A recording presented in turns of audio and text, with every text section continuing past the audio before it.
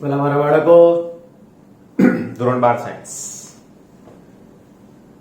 All well બધા મજામાં છો? ચેપ્ટર નંબર 6 ની મજા માણી રહ્યા છો, રાઈટ ને? 3-4 દાખલા બાકી છે, એના આગળના 3-4 બાકી છે, એટલે ટોટલ 6 દાખલા બાકી છે. બેક લેક્ચર થઈ જશે, આપણે આપણું કામ સરસ રીતે પૂરું કરીએ. આઈ હોપ ફોર્મ્યુલાનું રિવિઝન બહુ જ ઇમ્પોર્ટન્ટ છે. ફરીથી ફોર્મ્યુલાનું રિવિઝન બહુ જ ઇમ્પોર્ટન્ટ છે, એનું ધ્યાન રાખવાનું છે, રાઈટ? તો એ બાબત માટે બહુ જ કાળજી રાખવી તમારા માટે આવશ્યકતા રહેશે, રાઈટ ને? ઓકે, વી હોપ કે આપણે સ્ટાર્ટઅપ કરી દઈએ આપણા દાખલા જે બાકી છે ત્યાંથી. કયો દાખલો બાકી છે? સ્વાધ્યાયનો 6.9 નંબર, રાઈટ? સ્વાધ્યાય 6.9 પેજ નંબર 230 પર શું છે વાલા બાળકો? જોઈએ.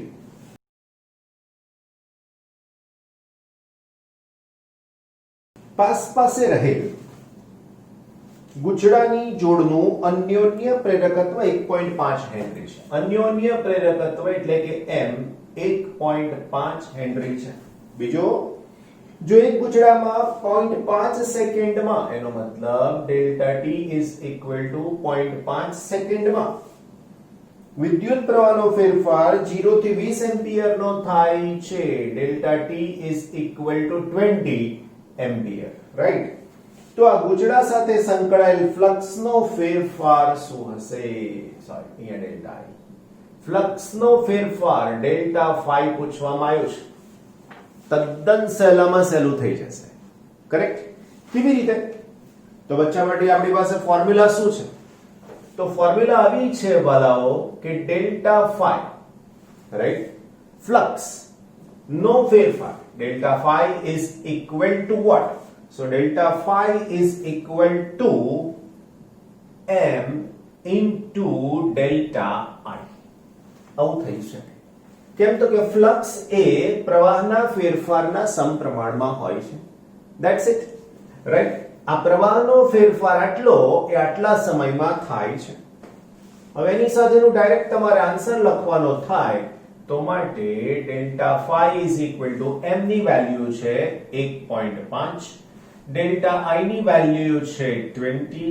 તો delta phi is equal to question થશે 1.5 ગુણાકારમાં 2 એટલે 3 અને છેલ્લો જવાબ 30 અને ફ્લક્સ નો આન્સર થઈ શકશે યુનિટમાં weber. This is your answer.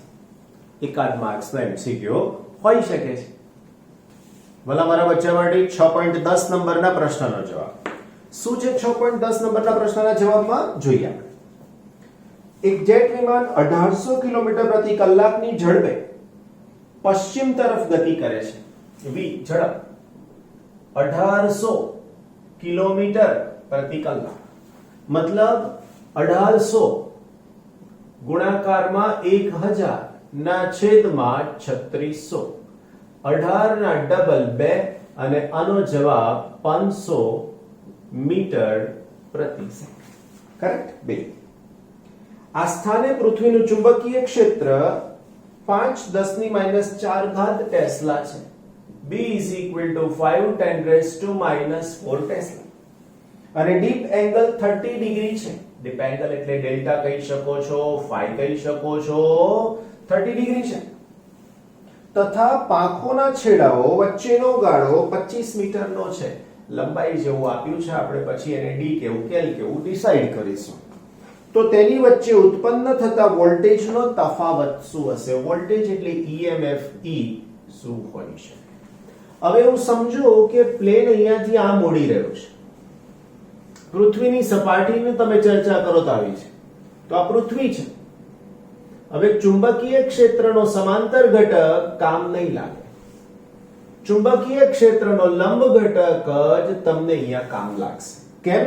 તો કે ચુંબકીય ક્ષેત્ર ઉપર હોય ને પ્લેન આમ જાય તો જ બંને એકબીજાને લંબ થાય, તો જ EMF ઉત્પન્ન થાય. તો અહીંયા લખી શકીએ પૃથ્વીના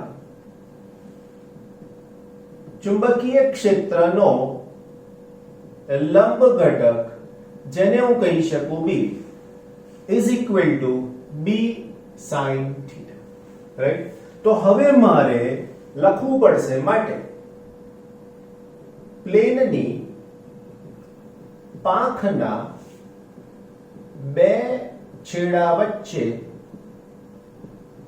ઉદ્ભવતો PD potential difference E is equal to B, V અને L. આને V કહી દઈશું, વર્ટિકલ કમ્પોનન્ટ. BV ની જગ્યાએ મારે લખવું પડશે B sin theta into V into L.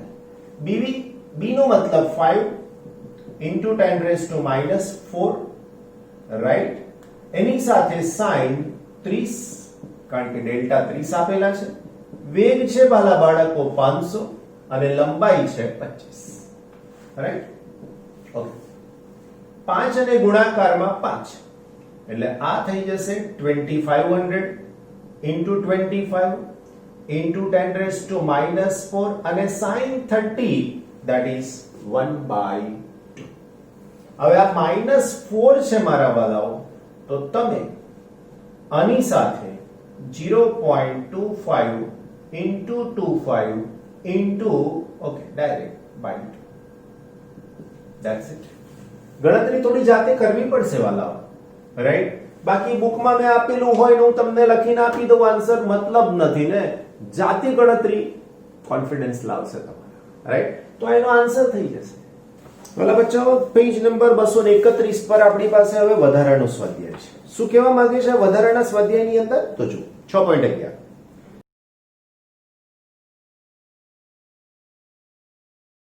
સ્વાધ્યાય 6.4 માં લૂપ સ્થિર છે.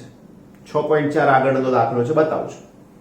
તેમ ધારો, પરંતુ ચુંબકીય ક્ષેત્ર ઉત્પન્ન કરનારો જે પ્રવાહ ચુંબકને આપવામાં આવે છે એટલે ઇલેક્ટ્રોમેગ્નેટ, તે ધીમે ધીમે ઘટાડવામાં આવે છે, જેથી ક્ષેત્ર તેના પ્રારંભિક મૂલ્ય 0.3 ટેસ્લા થી, એનો મતલબ કે જો હું B1 લખું તો 0.3 ટેસ્લા થી B2 લખું તો 0.02 ટેસ્લા સેકન્ડ -1 ના દરથી ઘટે છે. આ પહેલું ચુંબકીય ક્ષેત્ર છે અને આના એકમ પરથી તમને ખબર પડી શકશે હવે કે આ છે dB/dt. એટલે આના મૂલ્યમાં આ દરથી ઘટાડો થાય છે. ટૂંકમાં કેવું થયું ખબર તમને? તમે કોઈ પાત્રમાં પાણી ભર્યું છે, ધારો કે તમારી પાસે વોટર જગ છે, પાણી ભર્યું છે, નળ ટેપ ચાલુ કરો તો પાણી ઘટે, એ દર કહેવાય. કેટલા દરથી? તો આમાં ઘટાડો થાય છે એ આ દરથી થાય છે, રાઈટ. બીજું, જો કાપ એટલે કે કટ સાંધી દેવામાં આવે અને લૂપનો અવરોધ 1.6 ઓહ્મ હોય વાલા બાળકો, R is equal to 1.6 ohm હોય તો લૂપ દ્વારા ઉષ્મા સ્વરૂપે શક્તિ પાવરનો કેટલો વ્યય થશે? ટૂંકમાં તમારે પાવર શોધવાનો છે. બીજું, આનો સ્ત્રોત શું હશે એટલે ક્યાંથી આવશે આ ઉર્જા? સમજીએ પહેલા 6.4 માં શું ડેટા છે એ મારે લેવો પડશે. પરીક્ષામાં આવું ક્યારેય નહીં હોય કે 6.4, કારણ કે તમે પરીક્ષામાં બેઠા છે એટલે 6.4 નો ડેટા ઓટોમેટિકલી મૂકેલો હશે, રાઈટ. વાલા બચ્ચાઓ, જો 6.4 સામેના પેજ પર છે 230 પર. 8 સેન્ટીમીટર અને 2 સેન્ટીમીટર એટલે મારી પાસે લંબાઈ L is equal to 8 centimetre, પહોળાઈ B is equal to 2 centimetre, right. એક નાનો કટ ધરાવતા લંબચોરસ તારનો 0.3 ટેસ્લાની અંદર લંબ દિશામાં સમાન ચુંબકીય ક્ષેત્રના વિસ્તારમાંથી બહારની તરફ ગતિ કરે છે. જો ગાળાનો વેગ V આપેલો છે 1 સેન્ટીમીટર પર સેકન્ડ. બસ આટલી બાબત આપણી પાસે છે. હવે એને ગતિ કરાવવાની છે. હવે એની સાથે ચુંબકીય ક્ષેત્ર અહીંયા બદલવાનું કીધું છે એટલે આ ગતિની પણ આવશ્યકતા નથી. જે ડેટા ત્યાં આપેલો હતો એમાંથી આપણને જરૂર હોય એટલું આપણે લઈ લેવાનું, રાઈટ. તો હવે અહીંયા મારી પાસે અહીંયા કહી શકાય બંધ લૂપમાં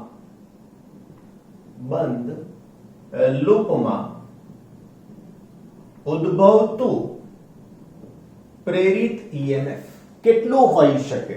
તો કે બંધ લૂપમાં ઉદ્ભવતું પ્રેરિત EMF E is equal to વાલા બચ્ચાઓ d∅dt, રાઈટ. હવે આ d∅dt માં મારી પાસે સૂત્ર છે d/dt of AV. તો આમાંથી એને બહાર લઈ લઉં, અહીંયા લખું dB/dt, રાઈટ.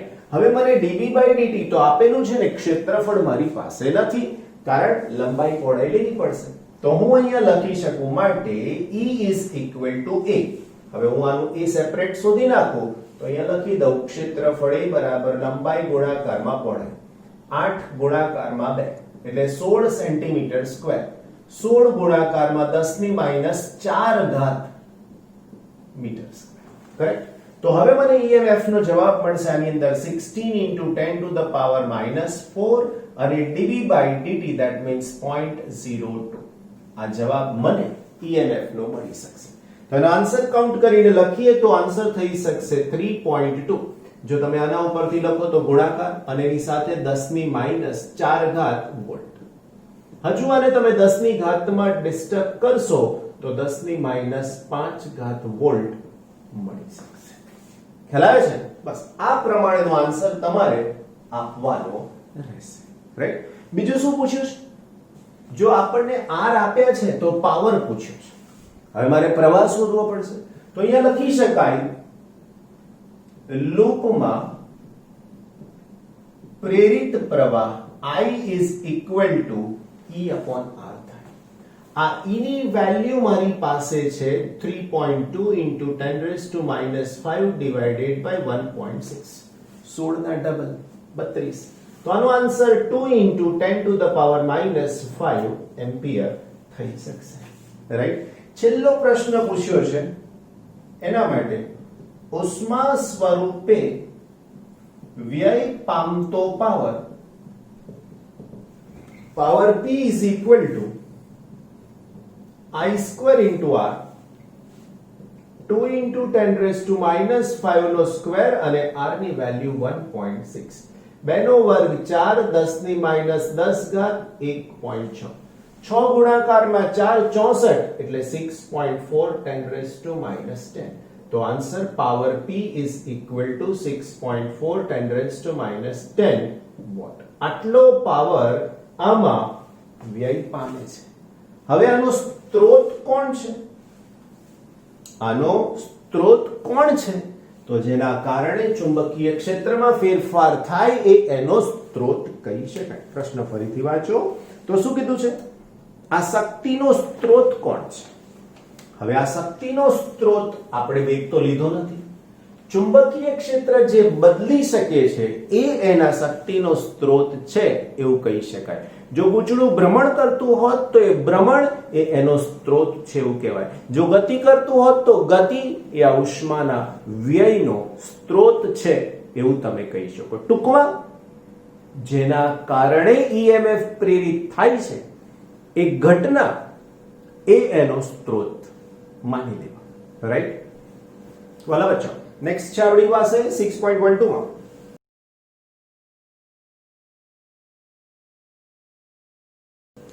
ધન z દિશામાં ચુંબકીય ક્ષેત્ર ધરાવતા વિસ્તારમાં 12 સેન્ટીમીટરની બાજુઓ વાળો ચોરસ ગોળો કે હવે ચોરસ હોય તો વાલા ગોળો કહેવાય મને કહેશો તમે 12 સેન્ટીમીટર એટલે એનું ક્ષેત્રફળ મને જોઈશે તો આના ઉપરથી 12 into 12 it is equal to 144 centimeter square 144 10 raised to -4 meter square. જોઈએ છે ને ગોળો કેમ કીધું છે?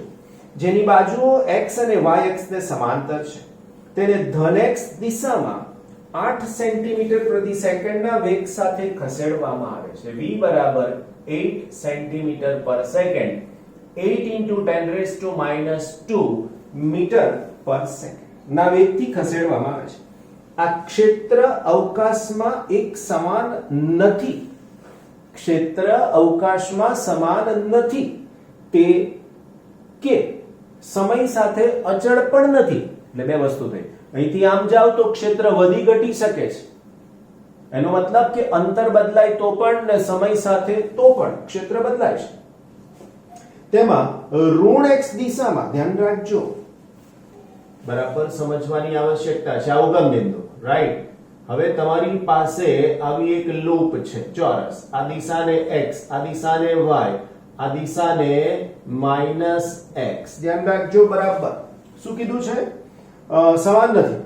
ઋણ x દિશામાં ઋણ x દિશા સાથે -3 ટેસ્લા પ્રતિ સેન્ટીમીટર નું એનો મતલબ કે dB by dx અંતર સાથે બદલાય છે ચુંબકીય ક્ષેત્ર કેટલું તો કે 10 ની -3 ઘાત tesla upon centimetre right okay બીજું 10 ની -3 ઘાત 10 ની માઈનસ ઓકે ધ્યાન રાખજો બરાબર હો ટેસ્લા અપોન 10 ની -2 ઘાત મીટર આ -2 ને -3 કેન્સલ થાય તો 10 ની -1 ઘાત ટેસ્લા અપોન મીટર અગત્યની વાત થઈ આની અંદર વેરી ગુડ તો હવે બીજી વાત કરીએ ધરાવે છે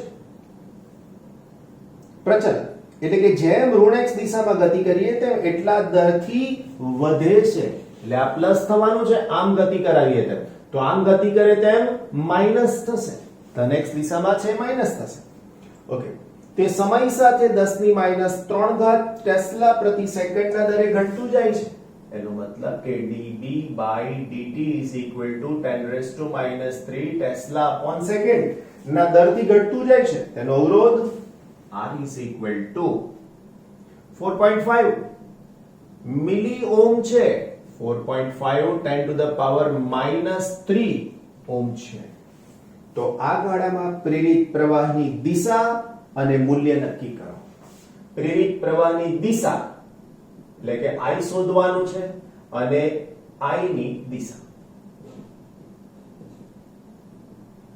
હવે સૌથી પહેલા I મેળવવા માટે મારી પાસે E હોવું જોઈએ અને E એટલે EMF કરેક્ટ તો હવે અહીંયા હું લખી શકું ગુચડામાં બે રીતે EMF પ્રેરિત થશે એ બે રીતમાં કઈ બે રીત તો કે એક ચુંબકીય ક્ષેત્ર અંતર સાથે બદલાશે અને બીજું ચુંબકીય ક્ષેત્ર સમય સાથે બદલાશે આપણે પહેલા સમયની વાત કરી લઈએ તો લખીએ નંબર 1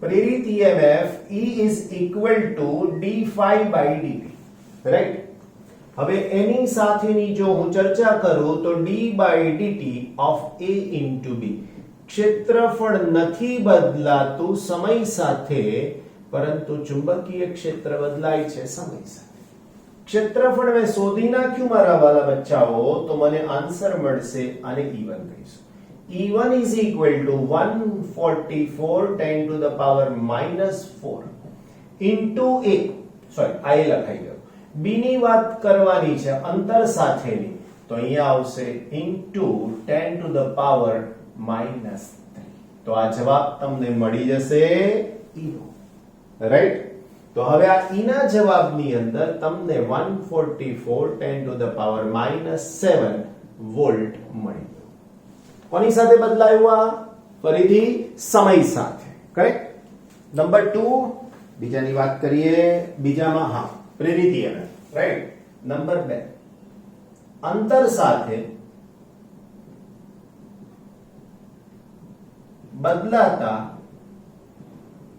ચુંબકીય ક્ષેત્રને કારણે EMF રાઈટ તો માટે લખો પ્રેરિત EMF E2 is equal to d∅ by dt it is equal to હવે મારે અહીંયા શું લખવું જોઈશે ધ્યાન રાખજો બદલાય છે તો ચુંબકીય ક્ષેત્ર છે બરાબર ધ્યાન રાખજો d by dt of AB is equal to A into dB by dt is equal to બરાબર જો આવું તમે ભૂતકાળમાં ફિઝિક્સમાં જ સમજેલા છો dB by dt into dx by dx આવું કરવાનું કારણ શું કારણ અહીંયા અંતર સાથે ચુંબકીય ક્ષેત્ર બદલાય છે એટલે ઉપર મારે લાવવું છે તો હવે વાલા બાળકો મારી પાસે A into dB by dx એટલે આમ લઈ આવું into dx by dt right હવે આ મને આપેલું છે જોઈ લો આ એનો વેગ થઈ ગયો તો લખો પરંતુ dx by dt is equal to v બરાબર લૂપ નો વેગ માટે E is equal to સૂત્ર શું થશે વાલા બચ્ચાઓ E2 is equal to A into dB by dx into v વાલા બાળકો ક્ષેત્રફળ 144 10 ની -4 dB by dx, તો dB by dx 10 raised to -1 અને વેગ v 8 into 10 to the power -2. હવે એવું જોવાનું કે આ બંનેનો કદાચ સરવાળો બાદબાકી થાય તો મારી પાસે અહીંયા -7 છે એવું અહીં પહેલેથી ગોઠવાઈ જાય છે. તો કે હા જુઓ -4 -1 ને -2 એનો મતલબ કે into 10 raised to -7 8 અને 144 નો ગુણાકાર. તો અરાઉન્ડ એ ગુણાકાર તમને મળશે 1152 વોલ્ટ, રાઈટ. માટે ઉદ્ભવતું કુલ પ્રેરિત EMF E is equal to E1 plus E2, right. હવે આ E1 plus E2 ના આન્સર ને જો હું ચકાસું તો 144 into 10 raised to -7 1152 10 raised to -7. તો આના આન્સરમાં 144 plus 1152 10 raised to -7 is equal to blank. આટલા વોલ્ટ તમને મળશે.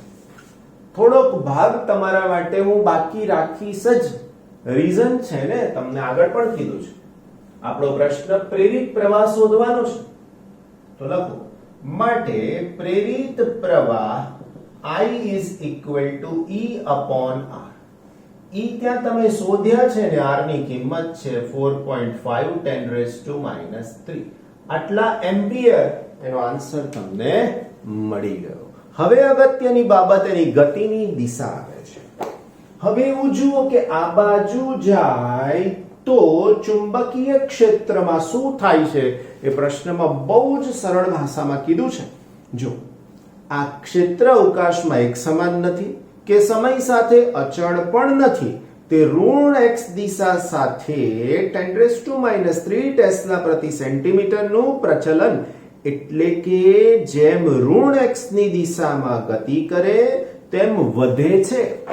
એટલે આ બાજુ જાય એમ ચુંબકીય ક્ષેત્ર વધે છે અને આ બાજુ એની ગતિ થઈ રહી છે, ધન x દિશામાં ગતિ થઈ રહી છે એવું સ્પષ્ટ કીધું છે. હવે જો આ દિશામાં ગતિ થાય અને બીજું ચુંબકીય ક્ષેત્ર આમ છે z અક્ષની દિશામાં, આ રાઈટ, અહીંથી આ દિશામાં છે. તો આ જો આ દિશામાં ગતિ કરે તો એ ઘટતા ચુંબકીય ક્ષેત્રની દિશામાં ગતિ કરે છે. પ્રાસ બરાબર સાંભળજો. ચુંબકીય ક્ષેત્ર z અક્ષની દિશામાં છે, લૂપ ઘટતા ચુંબકીય ક્ષેત્રની દિશામાં ગતિ કરે છે અને પરિણામ સ્વરૂપ સાંભળજો, અને પરિણામ સ્વરૂપ આમાં પ્રવાહ એવી દિશામાં વહેશે કે જે એ ચુંબકીય ક્ષેત્રના ઘટાડાનો વિરોધ કરે. જો ચુંબકીય ક્ષેત્ર આમ અંદર તરફ જતી દિશામાં છે, રાઈટ, અહીંથી આમ, તો આ ઘટાડાનો એ વિરોધ કરે. ઘટાડાનો વિરોધ કરે એનો મતલબ કે એ વિષમઘડી દિશામાં પ્રવાહ વહેશે એવું આપણે કહી શકીએ છીએ, રાઈટ. તો આ રીતે એના પ્રાસને તમારે સેટ કરવો પડશે અને પછી જવાબ આપવો પડશે. બીજું, જો આના બદલે આ જ દિશામાં ગતિ થતી હોત તો એ વધારાનો વિરોધ કરતું. વધારાનો વિરોધ કરે તો પાછું એનાથી વિરુદ્ધ વિષમઘડીની જગ્યાએ સમઘડી દિશામાં પ્રવાહ વહી શકે છે. Isn't it? બચ્ચાઓ, નેક્સ્ટ 6.13. રકમ ઘણી બધી લાંબી હોય પણ આ લાંબી રકમને તમારે ક્વિકલી રીડ કરીને રિસ્પોન્સ કરવાનો હોય છે, છૂટકો નથી આપણા. એક શક્તિશાળી લાઉડસ્પીકરના ચુંબકના ધ્રુવો વચ્ચેના ક્ષેત્રના મૂલ્યોને માપવું છે. ખૂબ જ નજીક વીંટાળેલા આંટાઓની સંખ્યા n બરાબર 25 વળી એક નાની 2 સેન્ટીમીટર સ્ક્વેર ક્ષેત્રફળની A is equal to 2 into 10 raised to -4 metre square ક્ષેત્રફળની સપાટી સર્ચ કોઇલ ગૂંચળુંને ક્ષેત્રની દિશામાં લંબ રાખવામાં આવે છે. Theta is equal to 0 degree. કોની વચ્ચેનો ખૂણો? તો અહીંયા લખી શકાય સદિશ B અને સદિશ A વચ્ચેનો ખૂણો. ક્ષેત્રફળ નથી એવું ધ્યાન રાખજો, રાઈટ. ક્ષેત્રફળના સદિશનો ખૂણો છે.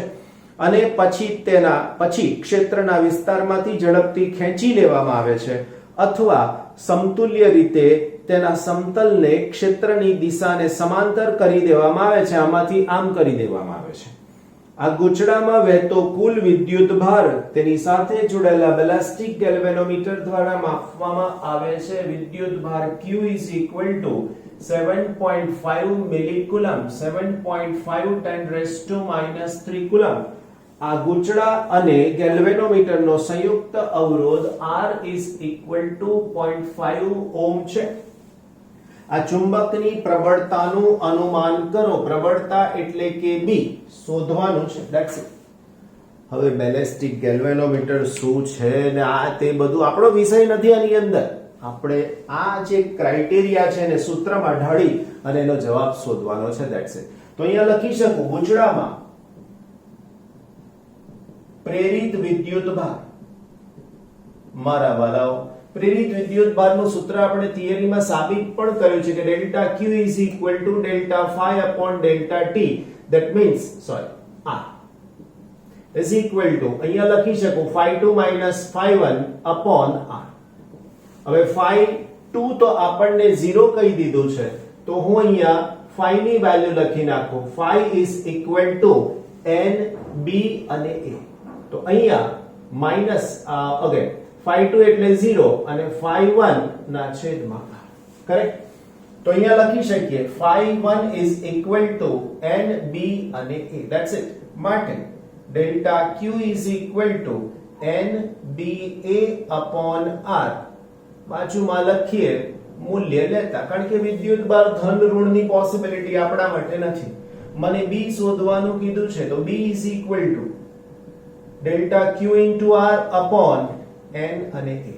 ડેલ્ટા Q નું મૂલ્ય 7.5 10⁻³ r અવરોધ છે વાલાઓ 0.5, n આટાની સંખ્યા છે 25 અને એક ક્ષેત્રફળ છે 2 into 10⁻⁴.